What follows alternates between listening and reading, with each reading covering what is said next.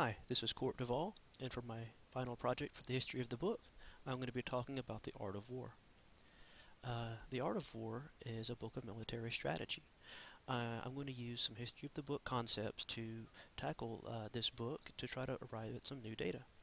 I chose the Art of War because I thought I really liked this book. I've read it before. I think many of the things inside of this book are valuable, and plus I'm just competitive. I've played games, I play sports, and I like winning. And at the heart of the art of war is winning.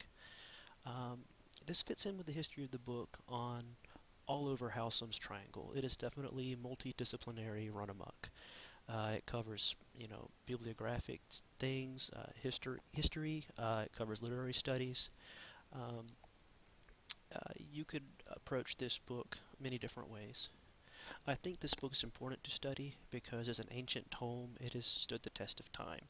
It has been around since the 5th century BC, and it has been translated in just about every language, and its appeal is global and universal.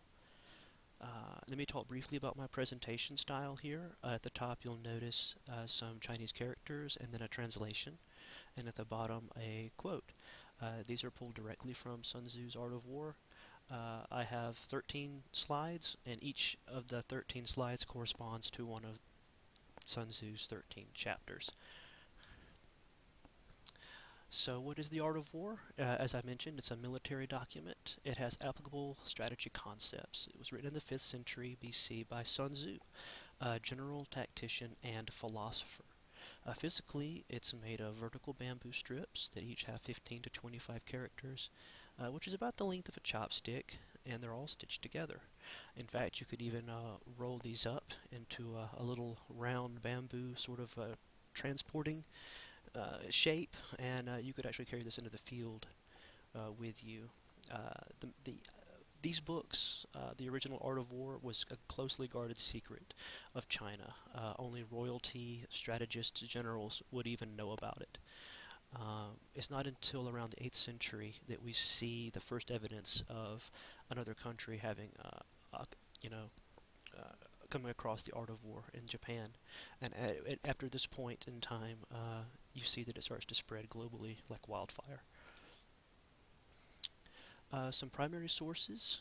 These are original versions of the Art of War as I found on my research. There's the Qing Dynasty version. Apologies if I've mispronounced that. There's Sung Dynasty and the Yin Chushan version.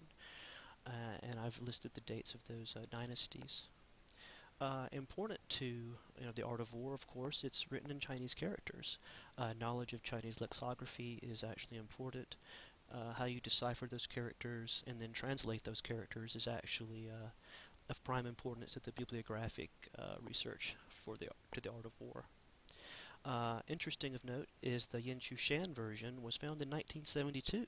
And that's very important considering the bibliographic style and history because all previous translations of the Art of War were based on older versions of the Art of War.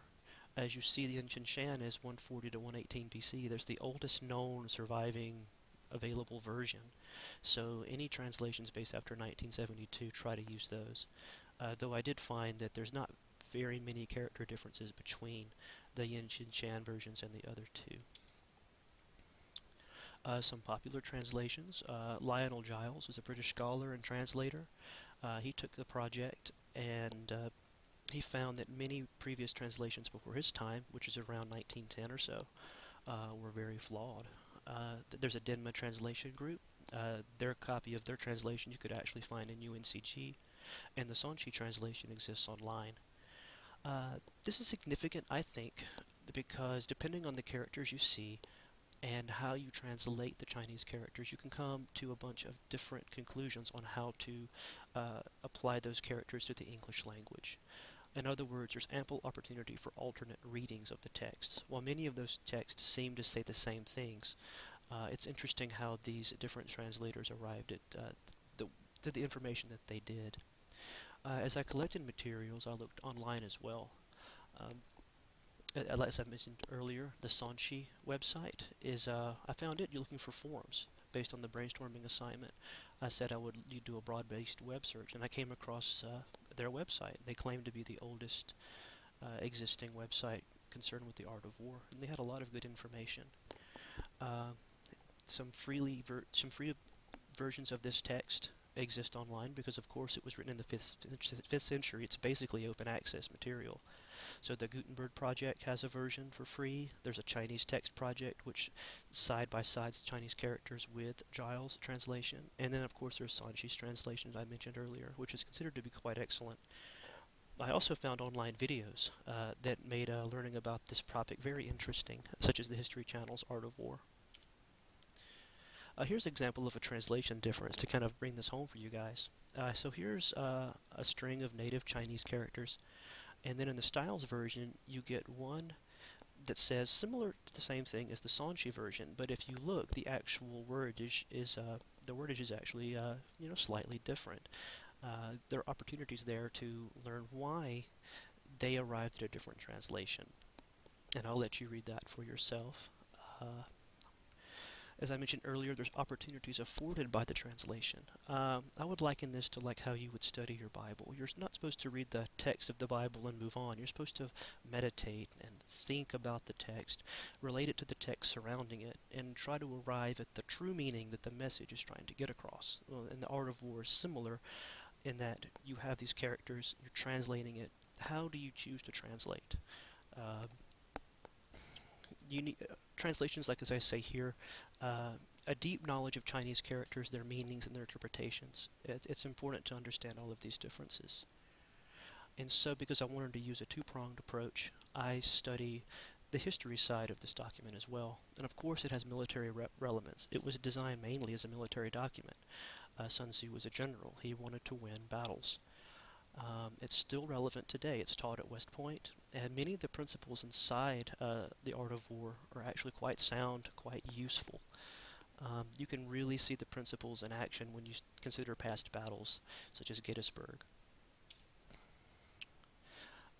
Let me go back to that slide. I also want to mention, as I found resources, there were many, many monographs that I found that talked about military battles that drew directly from the Art of War and applied those concepts for students of war or military history. Because the Art of War concepts sort of transcend war, they're generally about, as I mentioned in my opening slide, competitiveness, competing, winning. That has found a lot of popularity in the world of business. There's a lot of business literature that draws directly from the Art of War. And I mentioned here The Sopranos. It came up in that TV show in around 2001, which sparked a big interest in the Art of War as well. You can pretty much apply the Art of War to just about any competitive environment.